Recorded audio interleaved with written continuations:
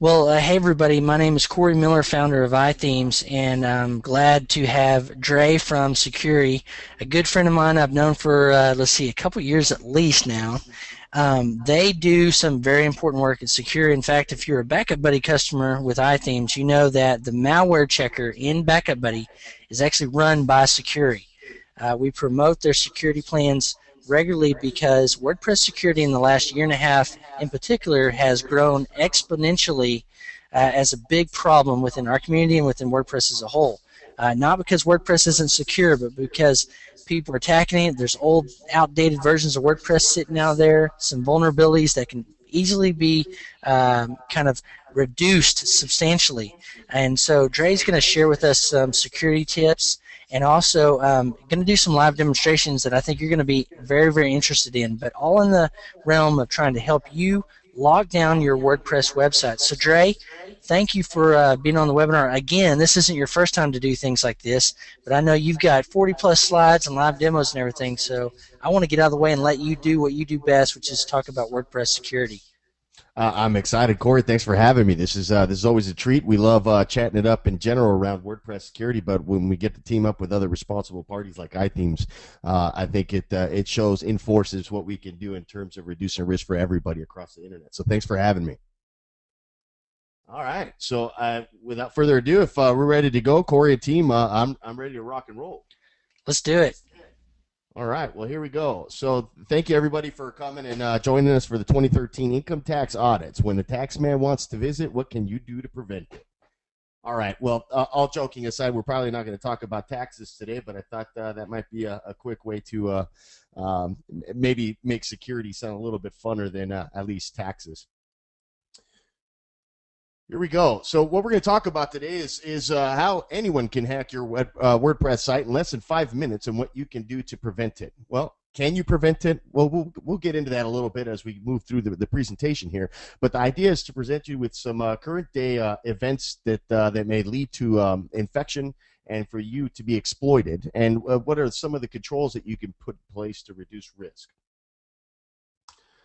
So for those that don't know, my name's Dre Armeda. Now, if one of my big models is if you don't ask, you don't get. So anytime during this presentation, if you've got any questions, make sure to leave it in chat there, and we've got folks that'll answer that. And if there's anything that I can answer specifically, I'm sure as it's moderated throughout the session, Corey will chime in and ask those questions. I'd be happy to answer them along the way. My name's Dre Armeda. I'm the CEO and co-founder of Sucuri Inc. Sucuri is a malware detection, alerting and remediation or cleanup solution for websites. We come in, we monitor your website. If you've got issues with malware, blacklisting, or even other security anomalies, we're going to alert you to that. And from there, we'll, on request, we'll clean that up for you. All of our service plans are for a year, and it's a great insurance to ensure you're doing everything possible to minimize your downtime in the event that something occurs to you. For those in the WordPress community, I'm the host, one of the hosts of the Dradcast. The Dradcast is a WordPress-specific podcast, videocast that I host with Brad Williams. In fact, Corey from iThemes was our first guest host last week as we launched the new site. You can see that at dradcast.com. If you're wanting to chat with me on Twitter, at Dremeda, Dremeda. So, in short, I'm a Harley guy, love Harleys. I'm a Chargers fan, and I love tacos. I'm definitely infatuated with WordPress, web design, and security. Again, I work at Sucuri, and my intention in life is in hope, to make the web a safer place. I'd like to give a big thanks to Tony Perez, our COO over at Sucuri, for him letting me cannibalize this presentation. So thank you there, Tony, at PerezBox on Twitter. So why should you listen to me? You really don't have to, but you're here, so I figured you want to. I have a little bit of experience in the InfoSec and security space in general. I've been around one of the 10 domains in one way or another for the last probably 12 to 15 years. I've ran directly into network environments, IT stuff, to information security, crypto, of course, the InfoSec domain, which we're involved in heavily at Sucuri, as well as physical security for the U.S. Navy. I was in for 12 years, and when I got out, this is kind of the world I stepped into. I've had the opportunity to manage information security, the Information Security Awareness Program for a multi-billion-dollar, public energy company named Semper Energy, which handles all of the pipelines and gas and electric down from San Diego and Southern California. Had the opportunity to deploy security suites into 1-800-Flowers, open source tools like Snort and various other tools with an interface to be able to manage information security at a pretty big internet player over the last 10 years. In fact, we've even had, and it's funny I spelled her name wrong. That's pretty awesome. But we've actually cleaned the website or web properties for Martha Stewart over time. She had some malware, along with a lot of pretty big players in the space. Now, I'm not really an expert in the information security space, but I am very much a passionate enthusiast. I follow the latest trends. I do geek around and clean up malware.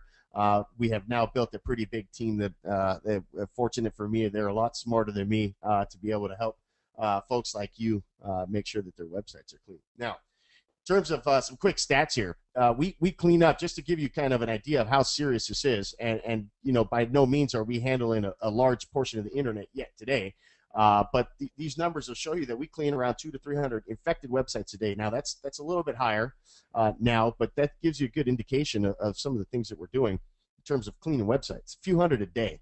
That's 24/7, 365 days a year. Websites are getting infected, and they've got to be cleaned out somehow. We perform over 2 million malware website scans a month. So if you go to sitecheck.sucuri.net, you'll see a free scanner. You can come in and scan your website, kind of see where you're at, if you're infected, blacklisted, or if you have any other security anomaly going on. That gives you a good indication of what we mean when we say 2 million of those a day, or excuse me, a month. So we're scanning a considerable amount of websites monthly. We do support all CMS platforms and custom applications, WordPress, Joomla, OS Commerce, etc. We are platform independent, so if you do need a hand with any type of website, we can help you out. And again, my goal in life is to make the web a safer place by doing things like this, coming out and educating and making people aware of the inherent security risks involved with managing a web property. So now that I've just rambled on forever, let's kick this off a bit. At the end of the day, what we're trying to do here on the web with information security and security in general is to reduce risk. Now, if anybody ever tells you that, hey, yeah, we can 100% we can 100% of the time protect you from being exploited, from being attacked, they're probably lying to you. It's some plot to get you in and have you pay for something that they can't realistically do. If you're looking for that silver bullet, this is probably the wrong talk for you, because it's not a reality. It's not a practical approach. It's not even a practical thought process. The idea, again, is to reduce risk. The percentage of risk will never be zero. And really, when you look at the grand scheme of things, being that prevention is ideal but not realistic, your intent and your motivation, where you should put your energy, is detecting when something happens and quickly remediating that problem to reduce your downtime. Okay, it happens, so it's not something you're going to get away from, but you want to make a best effort approach to reducing these issues, and that'll put you in a better position overall. Well, so one of the things you want to do is know your enemy. And I'll tell you, for as much time as we have and resources that we put into our websites, they have a whole lot more time and a whole lot more resources. This is what they do for a living, folks. Let's not kid ourselves that they're not around on the internet and studying to become folks that can inject you. And ultimately, there is motivation behind that. We'll get into that a little bit. But they're really smart folks. They're really smart. And half the time, well, probably more than that, to be quite honest, it's not a personal type thing, right? Attacks are automated, and they're finding the quickest way to attack the largest footprint possible. So that is how they're going to increase their visibility. That's how they're going to increase their attack footprint by automating attacks. And again, the impact is in quantity, not attacking your cupcake website. Again, we need to take a realistic approach to this. And what they like to do is, hey, if they can get in and own one, they're going to own them all. So this will get into some of the discussions around shared environments and how you should be segmenting websites and so on, because in a lot of cases they're able to infect one and cross-contaminate all of your websites or all of the websites on your server. And again, it's nothing personal. So what's the real problem? Well, thanks again, Tony, for this. But you're about right. When you're downrange, you don't want to be holding that target, right? That would absolutely be an epic fail. What are the issues we have today? Well, it stems well before you start installing WordPress, even, right? We've got things like your environment. Where are you hosting? Who is your hosting provider? What type of hosting setup do you have? What type of software sits on that to run that hosting environment?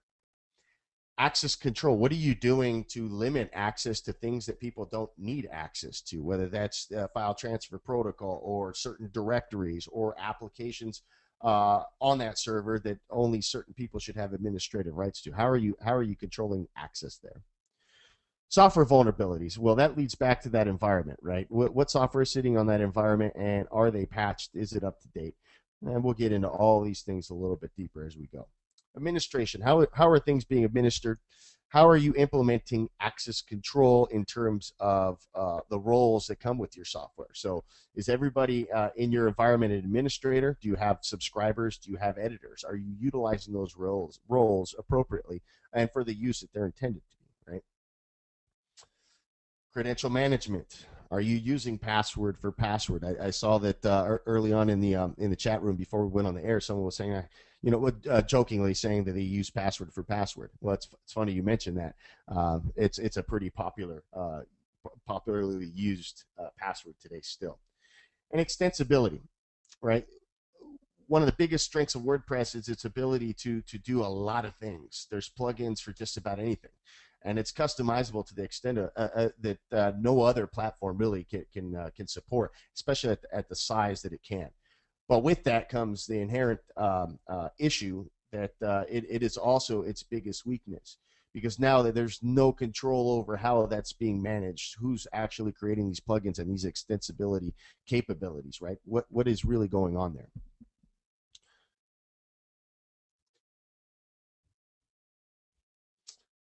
Today's focus. Well, we definitely want to keep focus, or you end up hitting your head on the diving board, right? So you want to keep your eye on the prize, if you will. Let's concentrate on the ecosystem, the environment, where WordPress sits on, and talk about those things a bit. We're going to talk about access control, and then we're going to get into some of the attacks that we deal with daily. In terms of ecosystem and environment, it's all about its logical architecture. And when I say that there's other software in your server or on your server that you need to be considerate of, this gives you a good idea of that, right? Before you get to WordPress or anything else that's sitting at that kind of level, you've got the Linux operating system, right? Or in the event that you're running WordPress in a Windows IIS environment, same thing kind of applies, right? You've got the operating system, and then you've got Apache or IIS, which would be your web server application that's going to actually allow you to host websites. MySQL, which is database, your database PHP. So in this specific instance, we're talking about a LAMP stack. There's been issues with all of these kind of things, and before you even step into WordPress or even your control panels, to manage your database, to manage the server in general, you've got to make sure that these things are running smooth, that they're updated and they're being patched appropriately when patches come out. So it's imperative to understand that it's deeper rooted than just WordPress, and you should have an open relationship with your hosting provider to ensure that they're giving you data around when they're updating, how they're updating these things, and what their security posture is. Because the last thing you want to deal with is, hey, my WordPress and all my WordPress installations are up to date. I've patched all my plugins and themes, but come to find out they're running PHP, an older version of PHP that's got known vulnerabilities. Well, you need to make sure that you're stepping back and understanding what they're doing to get their stuff updated so that it reduces the risk for you in an area that you don't strictly have control over unless you really move off to another host if they're not doing what they're supposed to. You've got other things like PHPMyAdmin, again, cPanel, Plus. These are all software titles that allow you to control various portions of the server or server environment. And they've all had issues over the last year and a half, for example. in that, for example, here, Apache, a malicious module that allowed the injection of iframes. Here's a couple links that lead you to some of these environmental software pieces that are needed for you to run WordPress that had some type of exploit discovered and disclosed that was infecting or affecting a lot of people over the last year or two, because their websites are sitting on this and attackers were targeting these specifically, and they were owning or infecting entire servers. PHP had an issue with remote code execution. PHP MyAdmin, there was a mirror hack there that was allowing people to come in and enter and do all sorts of mischievous things inside of databases, right? And then Plesk had a vulnerability that was allowing people to come in. It was infecting entire websites or entire servers, mind you. Things to consider. This all comes back to talking with your host or understanding how they look at patching and how quickly they're implementing these things when they're discovering a vulnerability. In a shared environment, what is it that you can do? Well, frankly, there's not much dependent on how your hosting provider handles that. If Apache's out of date or PHP's out of date, you're going to have to talk to your host. So in a lot of instances, it's out of your control because they don't give you root access or access to handle any of those upgrades. That you're going to see that more on a virtual private server or dedicated environment where you're going to have to manage those things. If this is a concern for you, you might consider using a managed host. There's various managed host providers out there for WordPress specifically. You've got WP Engine, Web Synthesis, you've got Pagely, you've got ZippyKid. You know, those are a few that are really doing a good job to take a lot of this onus off of you. Now, is it 100% secure? No, but they're going to do a lot of the things that you would have to manage on your own for you. And if you're not interested in really, handling those things, you might consider using one of them. It's going to reduce your risk at the get-go. Again, dedicated VPS environments, it's something that you're going to have to be managing on your own. So you need to stay up to date on kind of what's going on and making sure that you're patching things appropriately, that you have an administrator that's doing the responsible thing and ensuring that they're locking down that machine as best as possible.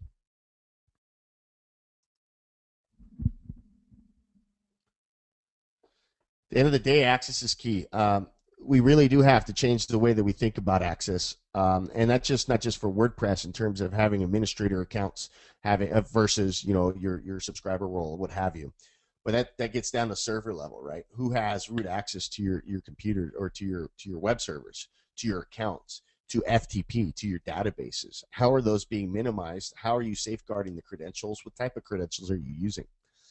It's an overall process. Information security in general is something that you should be thinking about strategically beginning to end. These are all things that you should have a plan for before you even touch WordPress. It's bigger than just managing WordPress.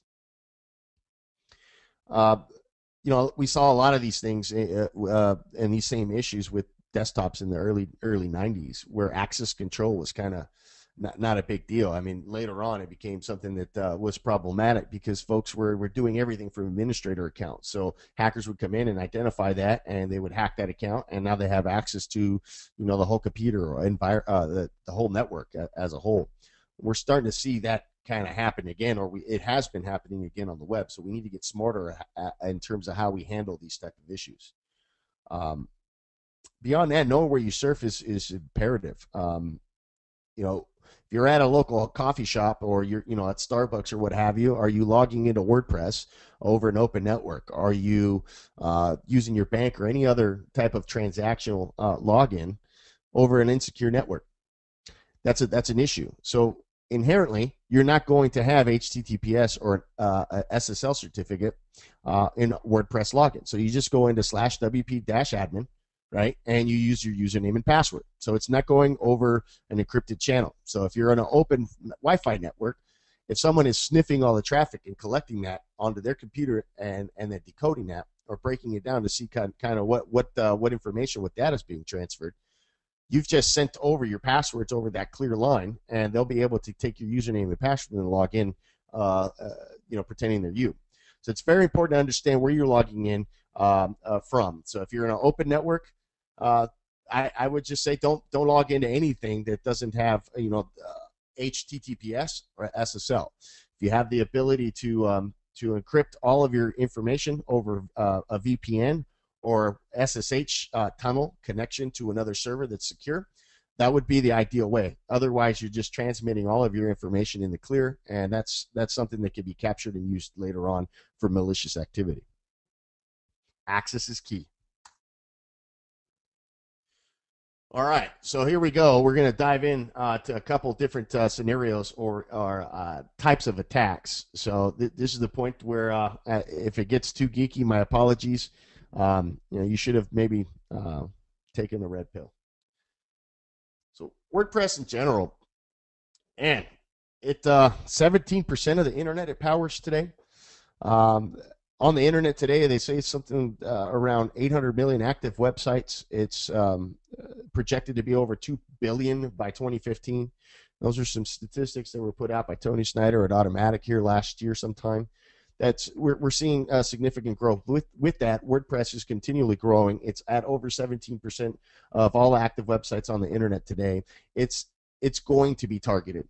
It's got a huge footprint. It makes a lot of sense. Attackers understand that folks aren't doing all the security things that they need to, like updating and using strong passwords. So they're able to expand footprint very quickly. So what we see is a lot of defacements. We see a lot of attacks that come in and they place backdoors in there to allow reinfection. We see a lot of iframe infections and injections specifically, or malicious redirects, where now all of a sudden you're selling a Viagra from your website, or you're selling some type of fake antivirus.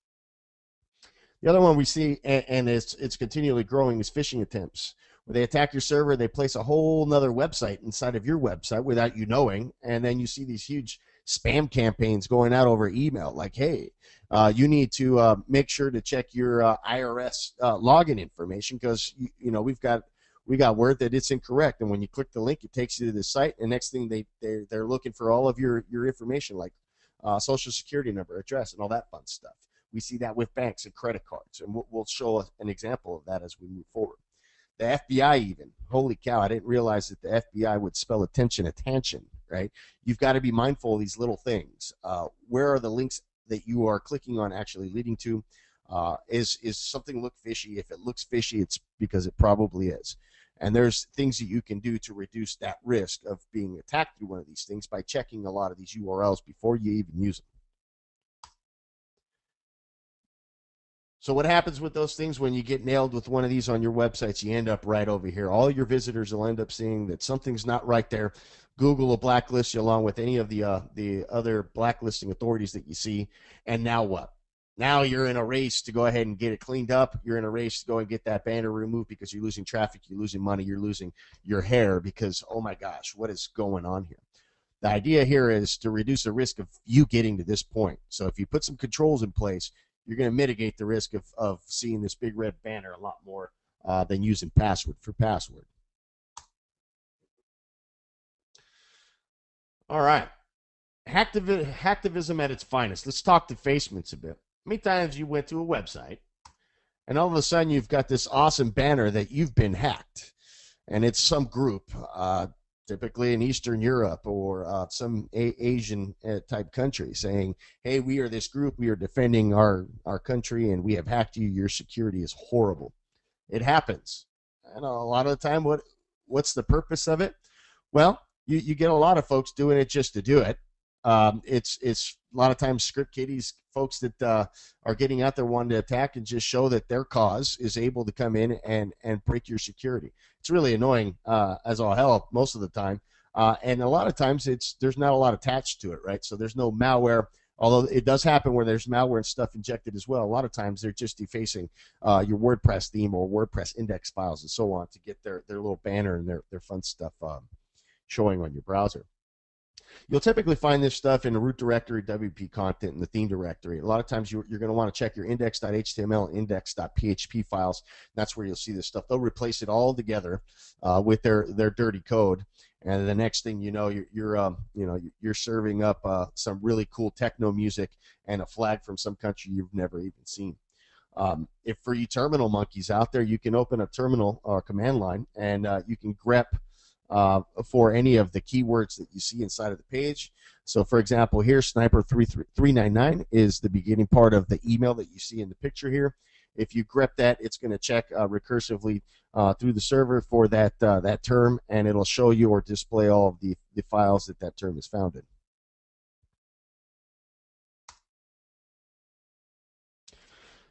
Backdoors, these really stink. So oftentimes we get folks coming over and going, wow, I was infected. I found where the infection was, and I cleaned out the payload. So now all the bad code that we found inside of the files, it's cleaned up, and everything was great. Even Google delisted me from their blacklisting, but a week later, oh my gosh, I'm reinfected, and I don't know what the heck's going on. I'm up to date. My passwords were changed. Everything's awesome. Well, the challenge there is most of the time when these attacks happen, they find the initial vulnerability and they inject their payload. They're going to infect your files, or however they're going to, depending on the type of infection. But attached with that, they have some type of command and control script or file or program, small application, similar to the one you see here on the slide deck, to allow reentry.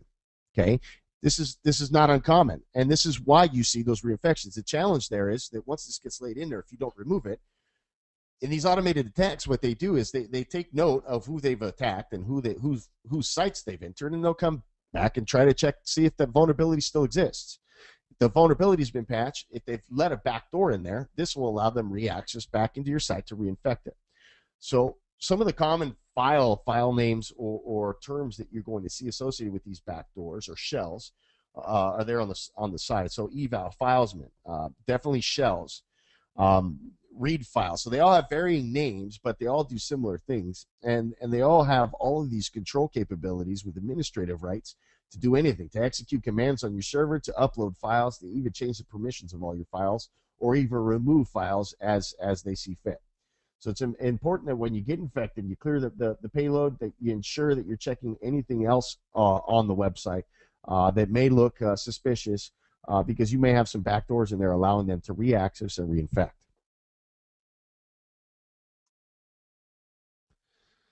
The pharma hack. Wow, this was big in 2010, and it hasn't really slowed up much. What we see now is just hundreds of thousands of variations that actually, they're related to JavaScript and iframe injections a lot of times, but this is probably the most infamous one, where your website becomes a haven for selling Viagra and Cialis and all sorts of awesome dysfunctional, problem pills across the internet. Now this is big money market, folks. This isn't some fly-by-night operation where some kids are messing around trying to redirect you somewhere. There's a huge monetary value to this, so it makes sense for them to attack you. And what ends up happening? This is a type of search engine poisoning, SEO poisoning. What they do is they attack your site. They put some funny links in there. It might be some type of JavaScript redirection. There's various ways that they do it, but ultimately what they're trying to do is take over all of your search engine keywords and rankings that you see in Google. So when someone types in your URL and all your awesome Google juice, man, you rank first page for pick your favorite search term, all of a sudden it's linked back to some type of pharmaceutical pill company. And anytime anybody clicks through that, it's taking them to their site, not yours. Well, that's problematic, right? Yeah, definitely is, because obviously you sell cupcakes, not Viagra pills. It's a multi-million-dollar business, and I believe in my numbers may not be correct today, but it's somewhere in the $150 million a year in affiliate marketing. Okay, what folks do is they use these malicious tactics to infect your website to direct folks to these pill companies and these pill company websites, and for every impression there and for every sale, they get money for that. It's forever growing, and it's not going to go away anytime soon. The way that these affiliate marketing programs are set up, it's flawed to the extent where the actual folks holding the affiliate marketing campaign or allow the campaign don't really mind, because they're getting hundreds of thousands of new sales a day by this technique. Now, the websites that typically you get redirected to are not infected by nature, because they want you to buy those pills there. So it's usually safe when you get to that point. But what they've done is they've done some malicious things on your website and affected your website to get folks to redirect over there.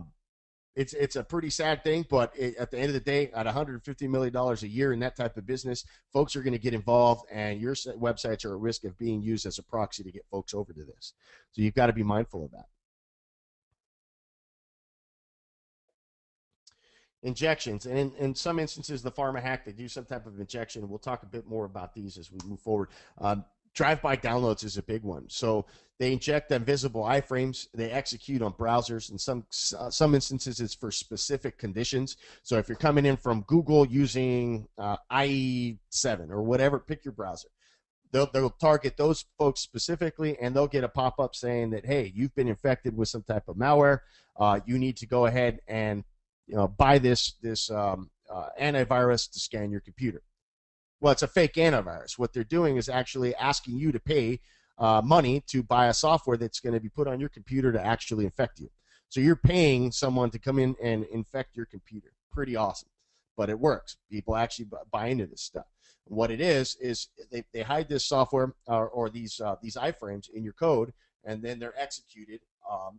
When they're executed, you get the pop-up. In some instances, it'll redirect, so you get sent somewhere else that has these drive-by downloads, these fake antivirus or pills or whatever else is selling.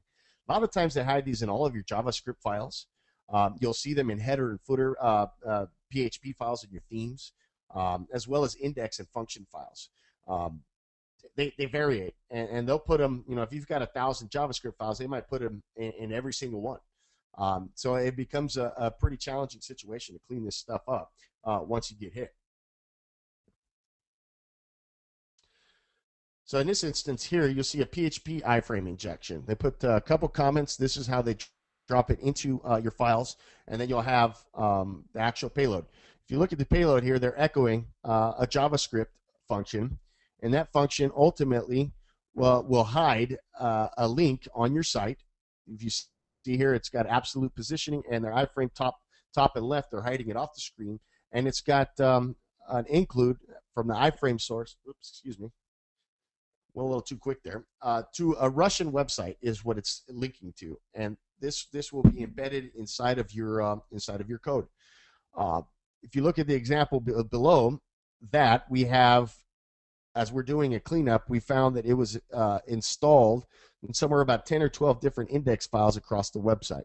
So it may not only affect your main one, but it might be across all of the index files on your website, and you'll have to go in and clean or clear those out so that you clear out the infection. Again, these might be attached with a backdoor somewhere, so this is the payload that you find in the files, and then there might be some hidden shells as well that allow them to reattack you. So it's imperative that you find those things.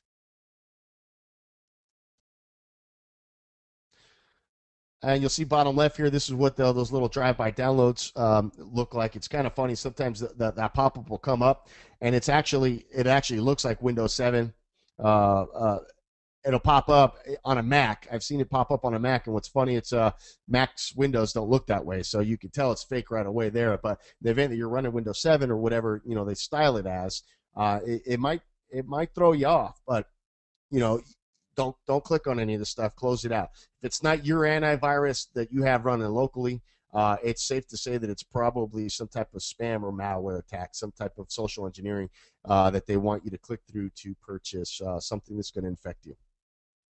As we ran with this specific instance, you can see that we ran a scan. It's got pharma links injected, and then on the right there you'll see how our site check scanner will find that and show you, look, you're probably not selling Viagra. Something's wrong here. You need to take a look.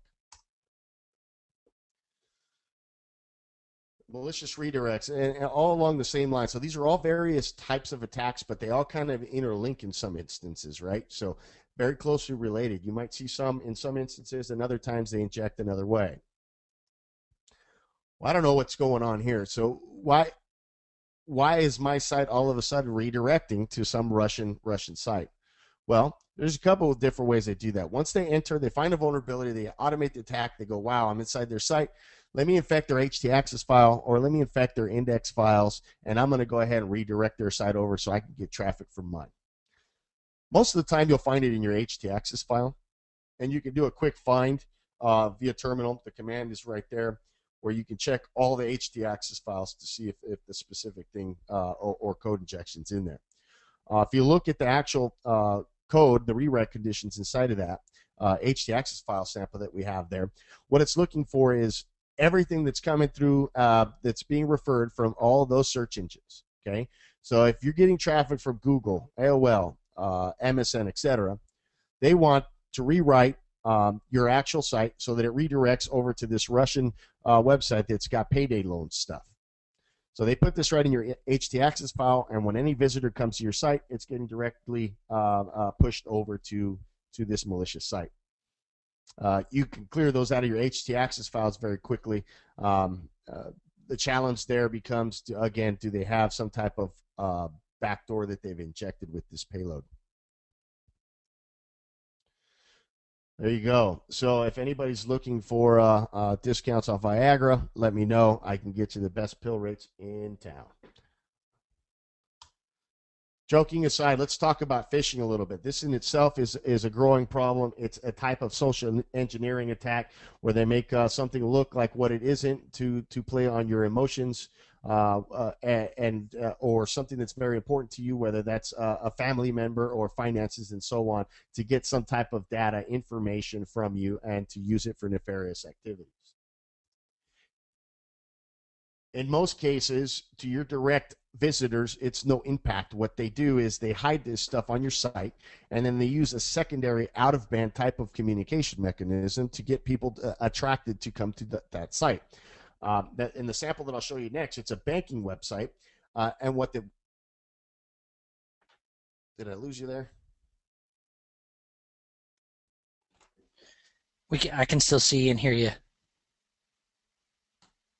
All right, excuse me. I think we lost the presentation for a second there. So let's bring this back on. So in the example that I'm going to present, it's a banking site that's got all of its files. It looks identical to a regular banking site, but it's hidden inside of the plugins directory. Okay. And when you look at the example, side by side with the real site, it's very challenging to understand or even know which one's real and which one's not. Now, again, they'll probably put out a marketing campaign via email with emailing millions of people saying, hey, if you need some type of identity protection or identity theft protection, you need to click here because we've got a program for you. And when you click that link, it takes you to this fake site for Wells Fargo. And where it sits, if you look down in these directories that I have on the slide here, you're going to see a directory named Wells Fargo. And in there, you've got all the images, index, PHP files, HTML, JavaScript, and stuff to make the site look exactly like the real site. Well, needless to say, the site owner probably doesn't know that it's there. And then the person clicking the link from their email may get fooled into actually putting in their information. If they put in their information, at that point, that information is captured. It's sent off to the malicious folks that are doing this, and now they've got your account information. They can go in and log in as you. Now, the interesting thing here is, and the irony is that they have mimicked Wells Fargo and a landing page on Wells Fargo that's specifically for ID theft protection. I find that completely ironic, being that it's a malicious phishing attack.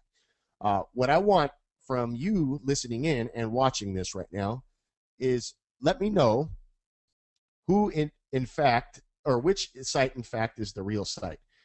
Can you tell which one it is? Because at first look, I surely can't. They sure look identical to me. So take a quick guess, and there you have it. So the real one is on the right. The one on the left is completely fake, and it was part of a phishing attack.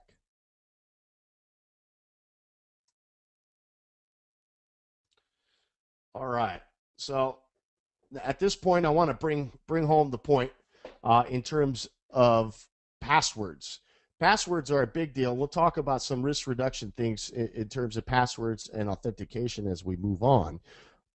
But I want to show you how trivial it is for even the low-level entry script kiddie, not a real hacker or someone that creates this automated software, but someone that can get open source tools, can come in and try to attack a site. And if the site doesn't have proper controls to limit multiple login attempts, how quickly they can actually get your password if you're using a poor password.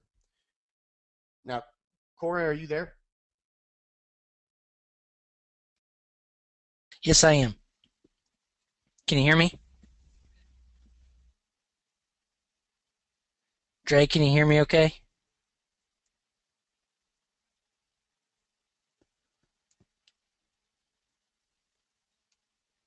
Corey, are you still I'm here. available? Yep. Can you they can hear me okay? You can, I All guess, right. Dre. Well,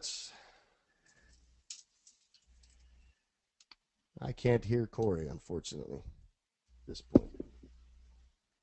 Huh. All right, so I'm going to keep moving.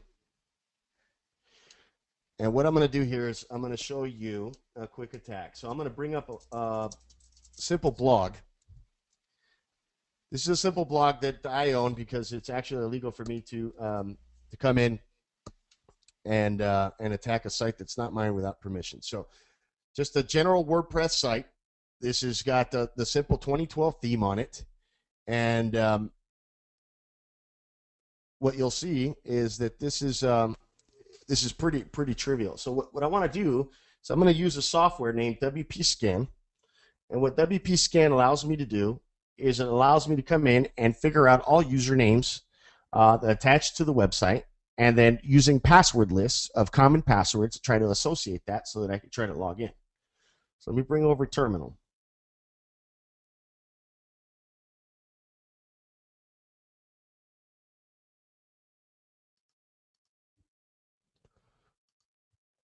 All right.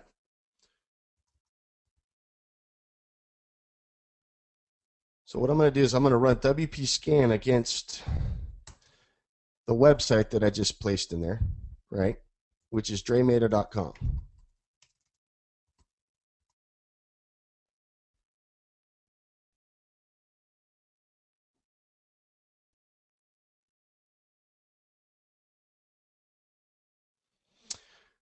All right, so what it was doing, it was enumerating plugins. It didn't find much of anything, but we want to go ahead and target usernames specifically. So what I'm going to do is run a command here to enumerate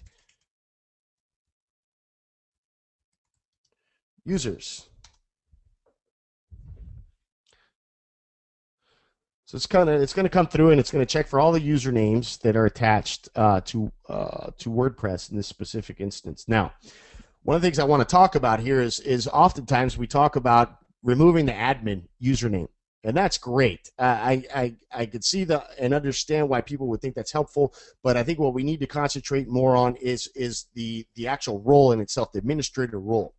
It's very trivial whether you rename that or remove that username for me to kind of to take a look with tools just like this, and there's various ones out there, and for me to take a look and find every username that's attached to WordPress. There's other software like this that they could do this for Joomla and so on. In this instance, I found 5 usernames. So whether I got rid of admin or not, it's safe to say that one of them is an admin. Now, typically when you install WordPress or when you create WordPress, the first couple IDs are used for administrator roles. So I'm going to take a guess and say that, hey, if ID 1, if that was the default user, that may have been an admin address. So I'm going to go and take a look at those.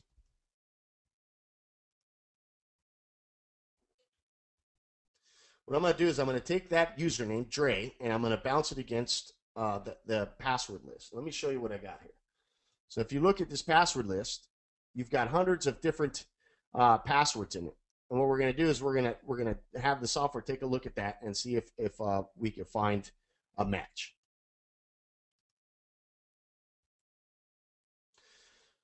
So the command here is Dre Armeda. We're going to run it against the word list that I have located there that I just showed you against username Dre. When that runs, now it's going to start to bounce all these attempts off WP admin to see if it can match a password with my username.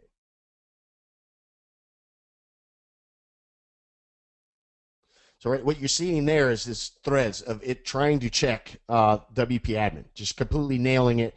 And wow, wouldn't you know, it found a password that matched. Now, the thing I want you to take note of here is that's a pretty long password. It's got numbers in there, even a symbol. There's no uppercase, but you get the general idea. You would think that that's a generally decent password. In fact, WordPress will tell you that, hey, this is a pretty good password. The challenge there that those are common words, and this is off of a common password list that's been found that these passwords have been used. If you think it's clever to change a letter for a number or a symbol, don't you think that attackers would be doing the same thing? They do. So when they're checking for secure password in this instance, they're also going to check for variations using symbols and numbers. So it's really not, at the end of the day, that strong of a password. The idea behind this is you want to use something that's very unique and wouldn't be found on a password list. So now that I've found that, I'm gonna go ahead and take that password and I'm gonna try to log in with that.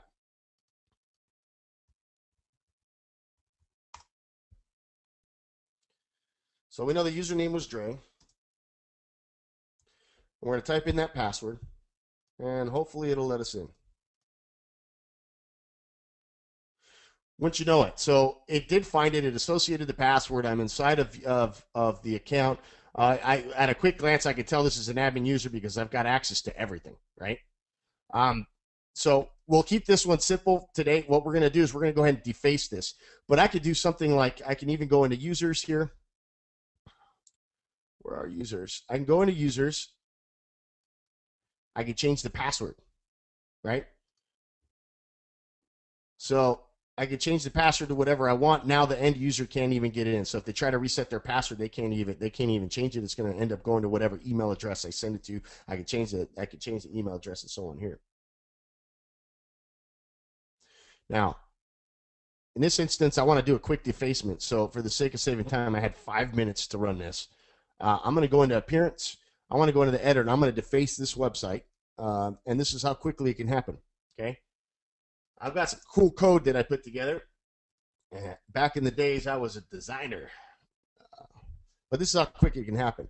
I've got full access. I can come in and I can update the files. So I'm going to take the main index and I'm going to overwrite it with my fun, really cool, classy code here. And that's it, folks. I've already defaced the site and it's public facing. I should be able to click on through, and wouldn't you know it, the site has been completely defaced. No longer do I have my cool 2012 theme. What I'm showing you is that I've all my awesome design skills, and that this is definitely for demonstration purposes for the iThemes and web design folks by Security. So can you tell how beautiful my design skills are? They're brilliant. In any event, what you're seeing here is a live hack that defaced the website, and it's trivial. There's ways to minimize this, and we'll get into some of the plugins and things that we recommend to minimize this.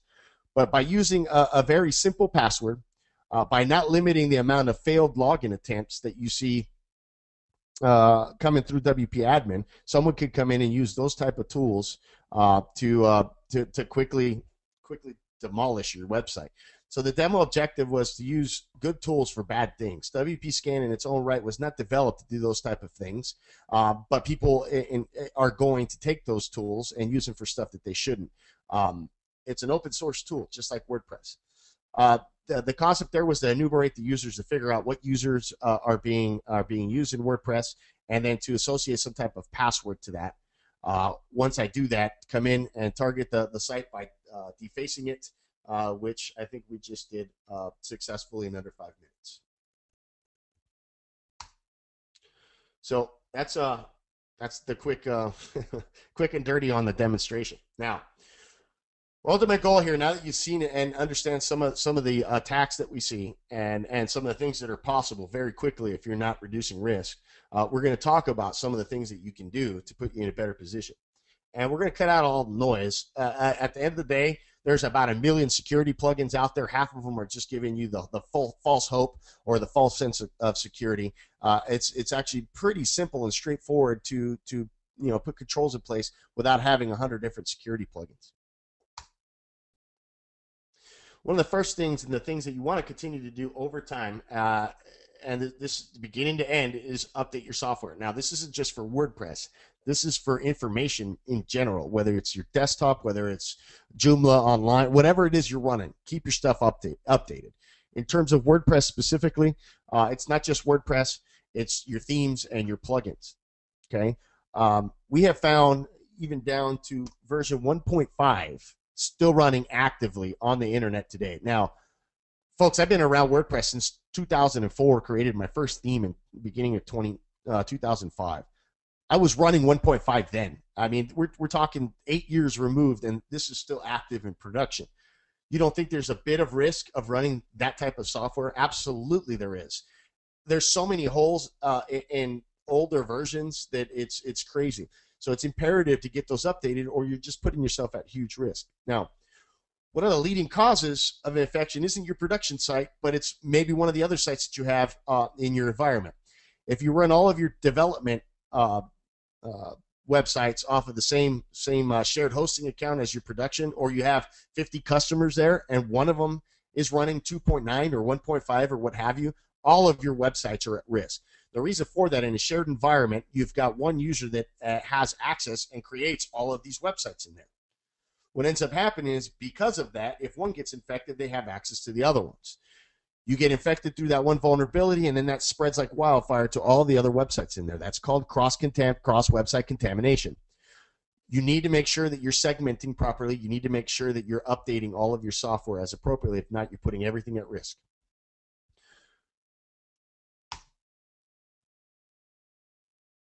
As we talked early on, access is definitely key. You've got a few different areas you want to concentrate on. Or you even get to WordPress admin on the server. Kill accounts that aren't in use. If you've got FTP and SSH access enabled for 20 people and 19 of them don't even work with you anymore, why do they have access? It happens more often than not, folks. You want to get rid of all those accounts. Minimize FTP only when needed, and only give the rights to the areas that they need to get their job done. In general, we prefer not to use FTP. It is the devil, and if you're still using it, you should definitely slap yourself. Look in the mirror, do whatever you need to do that. We recommend that you use SFTP. The reason for that is that FTP is a mechanism to log onto your server, but when you're logging in, those credentials aren't encrypted.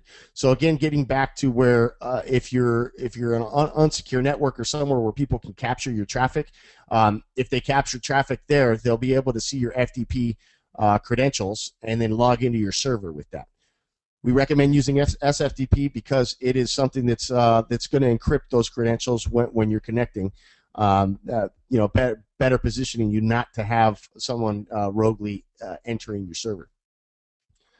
If you have the ability to manage at the server level beyond that, so let's say you have a virtual private server or dedicated environment, we definitely recommend disabling it all FTP altogether and using SSH key pairs if possible.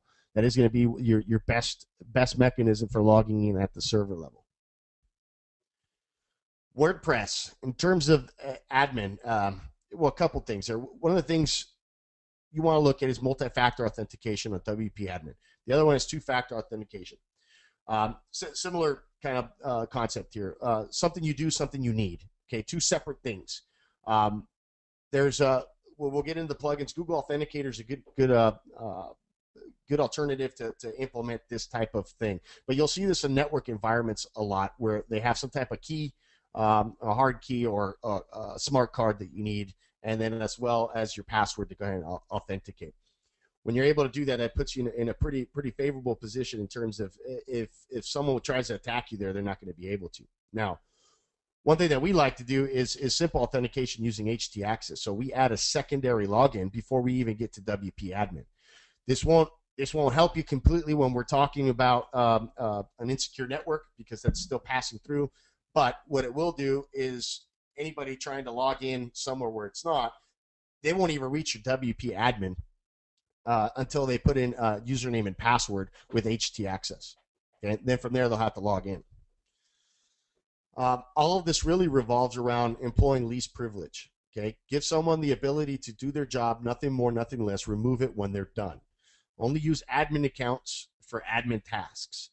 If they're installing a widget, a plugin, etc., and they need to do that for you, okay, give them admin access. But once they're done doing that action, they need to log out. They shouldn't be using that to go in and write content. You should be using editor, author, and contributor roles to do that. That's the appropriate use of those roles. Not everybody in your environment should be an admin. The more admin accounts you add, the higher at risk you are of being attacked. right?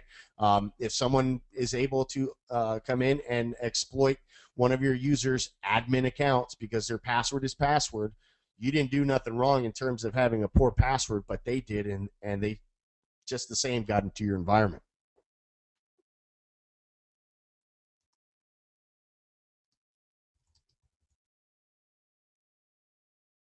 All right, so lost that again.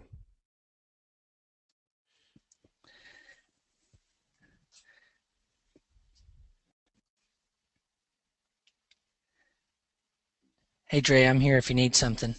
Yeah, I just lost the presentation for a second there. Can you hear me now? Yep, totally can hear you. All right, I'm not sure what's going on here. Let's try this again. All right, sorry about that. All right, so we've talked about access. Let's talk about, geez, batting 1,000 here.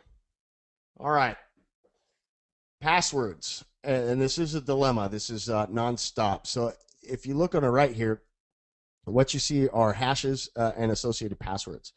I believe these are some of the passwords that were found in the LinkedIn debacle last year, where over 6 million passwords were found. 2 million of them were exploited and were hacked into. So you could see how many of them are really simple. So these are regular users logging in. They're using LinkedIn as their password or just a set of numbers. So it's still relevant. One of the top 5 passwords still actively used today is indeed password. Another one is 1234566.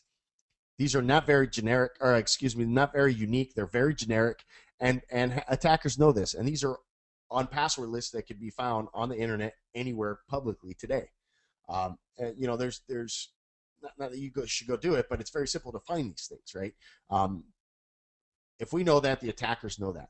One of the things you want to do is use 15-character passwords is my recommendation. A 15-character password, if it was being completely attacked, if it was unique in nature, it would take, in terms of variations and being tried to be cracked, 3 months to crack. The idea there is to have a longer, complex, and unique password. One of the things I recommend is using passphrases. Here on the slide, you'll see I love WordCamp Phoenix. This was presented there. You'll see that it's got numbers, letters, all sorts of stuff, but it's a unique phrase that only I would know. I'm an Abraham Lincoln fan, and I've used this in the past of the Gettysburg Address 7 years ago. If I use that as my passphrase and then fluctuated some of the letters for numbers and used some special characters, even added some spaces in there, that'd be a pretty complex and unique plus long password or passphrase that would be very challenging to crack and would take a significant amount of time to try and hack. What ends up happening there is that attackers aren't going to spend the time there. They're going to move on to the next guy or gal and try to attack them. So ensure that you're doing that. It's going to help you out considerably. Come up with a process and stick to it. One scheme is remember 8 characters, write down 8 characters, and save 20 of them. So you've got now this huge long string, and they're separated. It's very challenging for anybody to kind of piece together whether if you just write it down, write your entire password down, right? So there's a couple schemes that you could use. I personally like using a password manager. I use LastPass. There's various ones out there. I like LastPass because it works on my Mac. It works on my iPhone. It works anywhere I need it, and it's across all browsers. And what it does is it allows me to create very lengthy passphrases that are really challenging to crack, and I don't even need to know them. So it'll create it. It'll store it masked inside of the software, and I don't even know my password. From there, I can go log into any of my accounts using these passwords that I generate, and I can cut and paste, or I can tell it to just go ahead and populate it into the actual login screen, and I don't even need to know my password. Now, there's a write-up about it in terms of how secure it is and the algorithms and how they actually created this thing. I think Tony on security.com wrote an article about LastPass and how it kind of works. I believe they store everything locally, so you're not even storing everything on the server on a server somewhere that can be hacked. Giving you kind of a better position in terms of it being secure. But a really good tool to store all your passwords. and for you not to even know them. So they can hold me at gunpoint, and 99% of my passwords I don't even know. So LastPass. All right, so this is one we see all the time, and we definitely recommend this. There are some caveats to this. Killing PHP execution in WP includes and your content folders. At minimum, you want to do this in uploads. There's no reason you should have PHP files that can arbitrarily execute inside of your uploads folder, inside of WP content or WP includes for that matter. Now, that said, some themes and plugins require that PHP executes for them to properly work. They have scripts or code that's tied in that requires PHP to execute, and that is not best practice. That's not something that's recommended by WordPress. We definitely don't recommend it, and it can put you at high risk if one of those things is exploited, and someone can come in and start doing all sorts of fun stuff with PHP on your server. So what we recommend is creating an htaccess file in these directories at minimum in your uploads folder, and it's a simple call saying deny from all for any type of PHP file in there. So let's say you get a backdoor that's inserted into uploads on some type of attack, and then they're trying to come in and execute PHP to destroy your server, what have you. It won't work because it's being denied with that htaccess file. It's a very simple include into these directories that can have some pretty big stopping power in terms of arbitrarily executing code where it shouldn't be executing. Okay, this comes back to access. There's no reason why these PHP files or backdoors should have access there and access to execute anything. Okay. Now, this is one that's often not talked about. I've had at length conversations again with Tony about this one, and I think it does have value. The argument can be made that if you have admin access, you can do other stuff, but disabling your theme and plugin editor can be very helpful. So think about, and we do see this. We see this quite a bit where an attacker comes in, and what they do, it's in some instances it's automated, and like I just showed you inside of WordPress when I logged in the demo and went and changed the index file to deface it. This disables your theme and plugin editors in a way that if they don't have access to your core files, they can't come in and use that editor to deface it. So in the instance today where I went in and actually did my cool little defacement, I wouldn't have been able to do this if the theme editor was disabled. It removes the ability to do that. And you can do that very simplistically through your WP config file. And to disable the plugin and theme editor by disallow file edit. If you enable that to true when you define it, it'll disallow that from working. Same thing, disable the plugin theme update and installation. Disallow file mods as true when you define it inside of WP config. Now, this isn't the end to all, right? If you're logged in as an administrator and you gain access and this doesn't work, you can still go in and there's ways to still cause havoc. But again, it's talking about risk reduction, and this is a very helpful one. Again, today I couldn't have done what I did today if this was enabled. So let's get to a couple plugins here that we recommend. In terms of our clients, by default, all of our customers have access to our commercial security plugin, which has got a web application firewall, which is pretty neat because it's tied into our network of blacklisted IP addresses and host names. So if one of the hundreds of thousands of sites that uses our plugin blacklists an IP address or something for some type of bad or malicious activity, it goes into our pool, into our network, and from there it'll propagate out so they can't come and attack you. Along that, we also offer inside of this plugin an audit log that shows you everything that's happening. So login attempts, failed login attempts, anytime a file changes to anytime a post is added, etc. So it gives you a good dialogue as to what's going on in terms of logs on your site, which in the event of something occurring, it'll give you a good breakdown of maybe where it was coming in from and what might have happened. With that, it also has site check enabled in it, as well as some one-click hardening options. Now, this is good for various reasons, but it's a supplement to our detection and alerting and cleanup services. In the demo earlier, I showed you how I attacked the WP login. There's a couple really good tools that you can use. Now, Sucuri our plugin offers an algorithm that checks for failed login attempts and other things, and if it hits that threshold, it will actually stop and blacklist folks from being able to log in. But you can supplement that with login secured solutions, which not only allows you to specify the login attempt amount. It also does some policy management and things like that, so it's pretty helpful. I didn't include on this side, but another one is limit login attempts that absolutely works well in terms of minimizing failed login attempts and brute force attacks.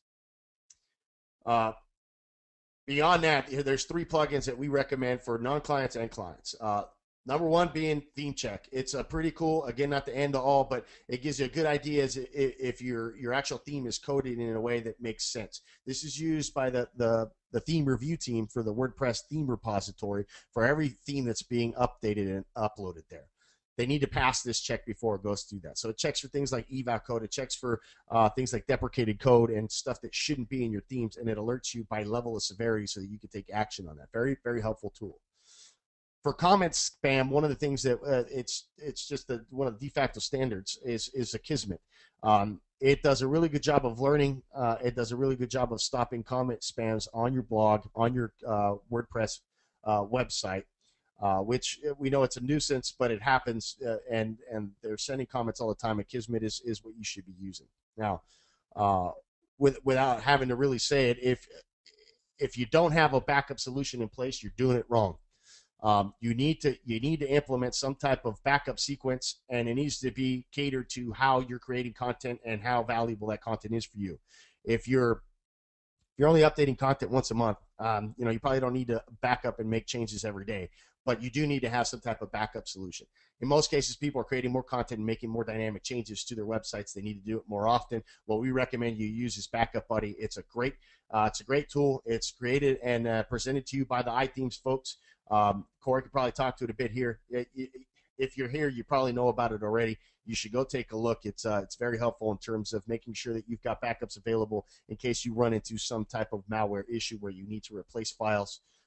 We often run into discussions with customers as they submit a case to us, and they go, I need you to clean it up. We say, awesome. We go in and clean it up, and we find that the malware's deleted half of their theme or most of their commercial plugins, and we go, hey, do you got a backup that you can send over to us or put on the server so that we can come in and replace that for you? And they go, well, no, I thought I was in a secured space. Yeah, you're never in a truly secured space. Again, this gets back to the discussion around risk reduction, and the percentage of risk can never be 0. It's imperative that you have a backup solution. It's imperative that you store offsite. We don't recommend that you store your backups on the same server where your files are at, because if those get infected, there's a good chance that your backups could be at risk as well. So store them offsite, store multiple versions of them if possible, and you should start backing up today. Now, a lot of good resources out there for if you have questions around security, if you've been hacked, if you've got malware. The WordPress.org forums are really great. It's a full volunteer force, and they'll come out and they'll give you resources and ideas and concepts and advice on how to get through your situation. So head over to WordPress.org for that. Another great one that we've partnered up with is the Badware Busters folks. They've got a full forum that's specific around malware, infections, and security stuff. Go to badwarebusters.org. You can go ask questions there. It's free of charge, just like the WordPress.org forums, and they'll come out and you've got industry folks, including ourselves and other companies and organizations coming out trying to help you get through any security issues you may be involved with. We have a blog that we put out a lot of content on. A lot of it's fairly technical, blog.security.net. But it's constantly updated with stuff from ongoing news to ongoing attacks and samples and fun stuff like that. If you're not sure where your site is sitting today and if it's infected or blacklisted, go over to sitecheck.security.net and you can get free scans of your websites, as well as Unmasked Parasites has a scanner as well. Both of them are free, and they will give you a good indication of what's going on with your site. I haven't updated this yet, but Perishable Press, pretty awesome in terms of HT access and a lot of things that can help you reduce attacks from malicious places. He just updated his HT Access recommendations like last week, I believe. So go check him out. He's got some really, really cool stuff there in terms of HT Access, very helpful.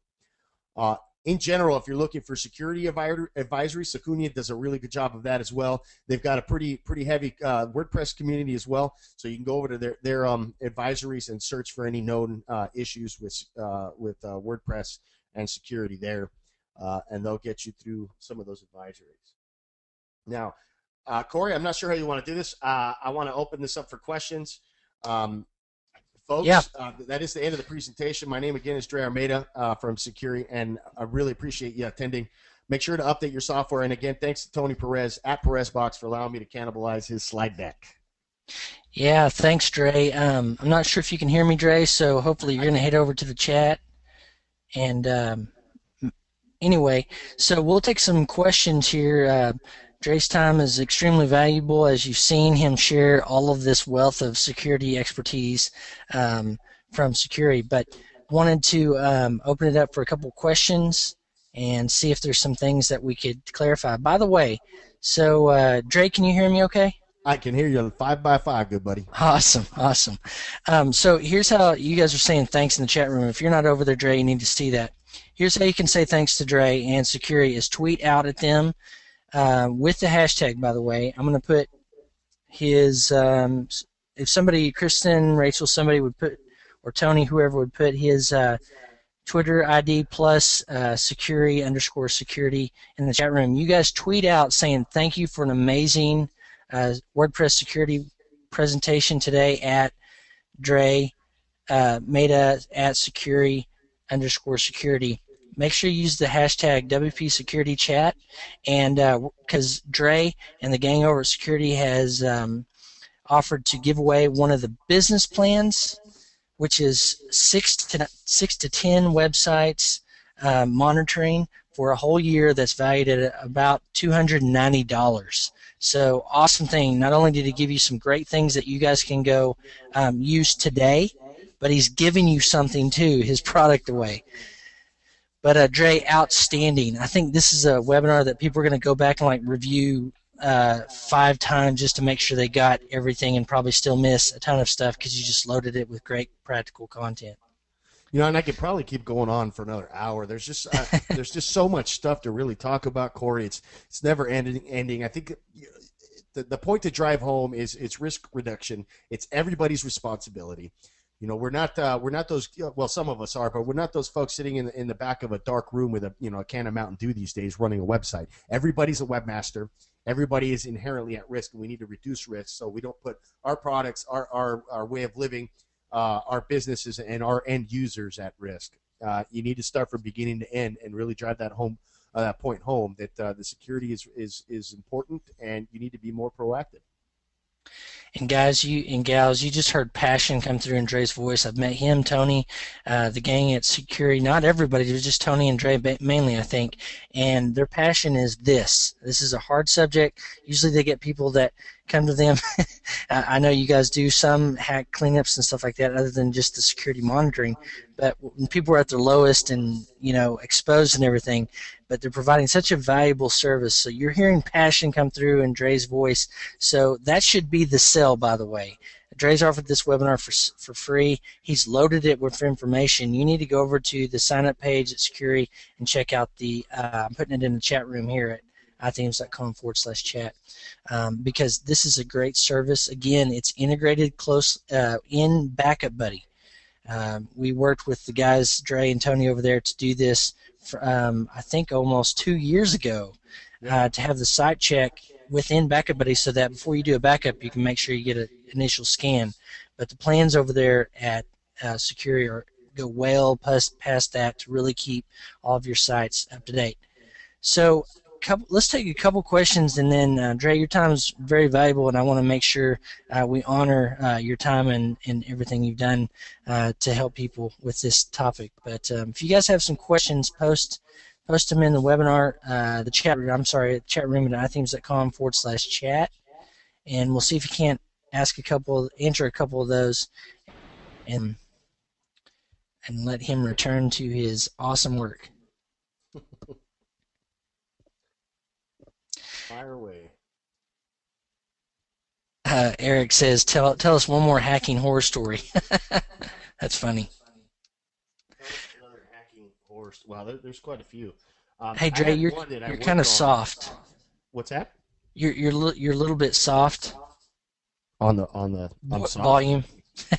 I'm sorry, I can't hear you as well. If you could, I didn't know we knew each other like that, yeah, Corey. yeah, But hey, no worries. I had a site. Well, get to that cross contamination. Is that better, Corey? yeah. Okay. Getting back to that cross contamination issue that I discussed, where there was, if there's multiple websites in an environment, they're at risk, especially in a shared environment where they can all kind of access each other. They all sit in one directory, and then you see these folders for each one. We had one where it was infected. It had this weird code that was eval, and when we decoded it, we see that it was linked to another domain. Well, we started looking for that domain online, and we start scanning it, and we figured out that it had the same IP address as the one we were cleaning. We go, well, what's going on here? So we go into that site, we start scanning it and checking for stuff, and it had another payload. It was a little bit bigger. It was all eval encoded. We decoded that one, and it was leading to another site. Needless to say, it was on the same server, and then on the same server again. When we get to that one's actually the one that was serving the malware. Now, on another file on the initial website, it was actually calling back to that existing code, and from there, it was serving a redirect. The redirect was actually attached to a drive-by download of fake antivirus. So what they did was they actually infected 3 sites. The main site that was coming up and infected with the actual redirect didn't have the payload there, but it was calling it from a proxy website on their server that was proxying for another website on their server that actually had the malicious code. So it gives you an idea of the power of how these folks work, and they can actually call it through 3 websites until you find out where the actual malware's at.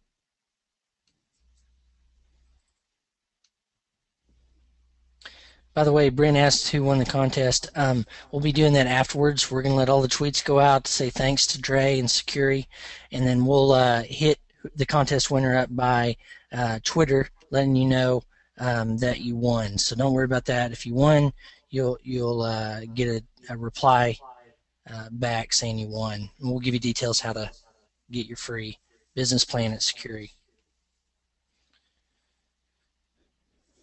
And Tony was like a ninja in the chat room, by the way, Dre. He was answering questions and stuff, so he probably like weeded a bunch of questions out before they ever get to you. I'll tell you what, he's that dude's awesome. So I really appreciate the help there, Tony. Yeah, Tony and Dre know their stuff. No, thanks, Tony. We appreciate you doing that, and I'm sure everybody else does too. He's asking about LDAP authentication. When I was working a couple pretty large enterprise level integrations of WordPress, and there was a few plugins in the repository that did that. At the time they worked, but they were already dated. I don't know if they've been upgraded, so it'd be challenging for me to give you a good solution for LDAP authentication for WordPress. In a bigger picture, there are some plugins. You'd have to go vet those, make sure that they fit your needs, because they vary in terms of what they could do.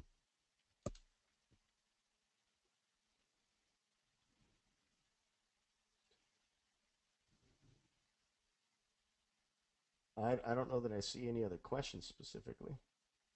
Yeah, super hard. Well, guys, again, tweet out your thanks to Dre and Sucuri, and we'll stay here for another minute or two and see if there's any questions that pop up. But otherwise, this has been an outstanding security webinar, and we appreciate Dre. And by the way, some people have been asking when are we going to have Dre back, and that's something actually Dre hit me up saying, hey, isn't it time to do another security webinar? That's absolutely. So we need to put this on the schedule again, because this is a subject that is constantly needing to be addressed, and new stuff going out, new attacks, all that kind of stuff. Yeah, we'd be happy to come back. Tony's a great presenter as well. He'd be a good guy for this, and he's a lot more animated and scary looking than me. So if you think I scared you, he's the man. Someone asked, let's see, does a weak password on hosted email on a server pose a large threat or just to their email? That's only going to have access to that email. So, for example, if you're running a cPanel based server, and you've got name your email software that's loaded with that of choice. You're going to segment off email addresses and so on, and you're creating email addresses is going to have passwords. What's at risk is that email, not any of the other stuff.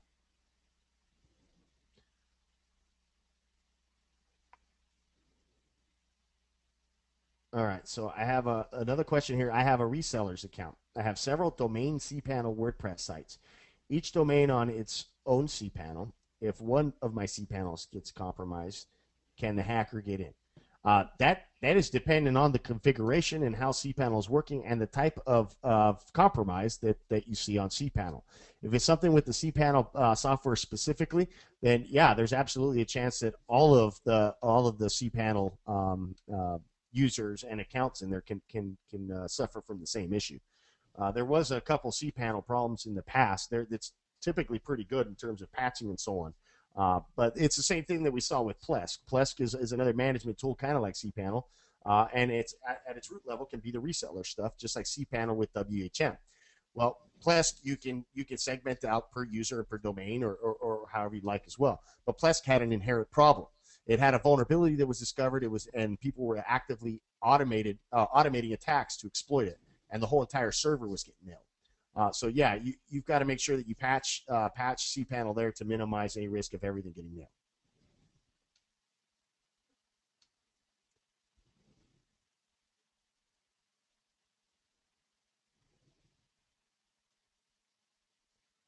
It's moving pretty quick. Yeah, a ton of stuff. I know we've just scratched the surface here, although this has been a ton of content for everyone, but demonstrates the huge need within WordPress for this type of training. Tony's making a point about stuff on your server. The more, if it's not in use, get rid of it. So he coined the phrase soup kitchen server, because you're just kind of throwing everything out there, right? It's you got pots and pans, and you're cooking in the corner, all sorts of fun stuff. Well, everything affects everything. It's going to affect your workflow. It's going to affect how the server runs, all sorts of things. You may have 20 different instances of WordPress on there, and half of them you didn't even know still existed because you used them 2 years ago to demo a site, and now you're not touching them. So now it's outdated. You're not really doing anything with it, and it's going to affect back to that cross-contamination issue because it's sitting there on the server. That's a soup kitchen server. Get rid of it. If it's not in use, get rid of it. And that goes for any subdomains that you have on there with software like WordPress, like Joomla, themes and plugins. Get rid of them all. About 18 months ago, there was an issue with an exploit or a vulnerability that was exploited in a script called TimThumb. TimThumb's an image resizing and manipulation script. It's included and was included in a lot of popular commercial themes and plugins, not in WordPress specifically. The challenge was, though, the vulnerability allowed people to arbitrarily execute PHP. They would fake the string, to actually add the images to the server, and by doing that, they were able to upload PHP files, and then from there, they owned the entire server. Well, it wasn't a WordPress problem. People were going, hey, well, I disabled the plugin or the theme that has it. How come I'm still getting attacked? Well, because it's still sitting on the server, and because it's sitting on the server, it can execute stuff on the server. It doesn't need to be enabled by WordPress. It's still on the web server. It's still accessible. So you need to get rid of that. Now, if those folks would have gotten rid of it versus just disabling the WordPress, they probably wouldn't have had the same level of attack or issue that they ended up experiencing. So ultimately, if it's not in use, get rid of it. You don't need it on your server. The same thing goes for backups. You should be storing those off-site. This is not an archive server. It's a production server. All of your development stuff, you should segment off to its own server, its own environment. Your pretty pictures and all that other fun stuff, if it's not actively used by your website, store it somewhere else. You've got cool alternatives like AWS or Dropbox, what have you, that you can store all that cool stuff that you want to keep. Well, hey, everybody, we went past the time we originally scheduled for this webinar, and I want to be sensitive of Dre's time, having shared so much good stuff. We'll definitely be asking him to come back on and share more, and perhaps ring Tony into presenting as well. So everybody, be sure to tweet out and say thanks to Dre and Sucuri on Twitter, and we'll be letting you know who won that business plan worth well, the value is it can't be probably comprehended, but the price tag for the business plan that they're offering for free today to one lucky winner is $290. So anyway, Dre, thank you again for being on the webinar and sharing all this great stuff that we're going to be able to put into action and help secure our WordPress websites. It's my pleasure. Thanks again for having me, Corey. I look forward to coming back and hanging out with you. You bet. All right, everybody, thank you so much for being here. We'll be posting the recording, and the slides links have been there too, but we'll get those up here pretty soon. Be sure to follow Sucuri_security on Twitter and iThemes to know when that happens. So thanks, everybody. We'll see you next time. Cheers.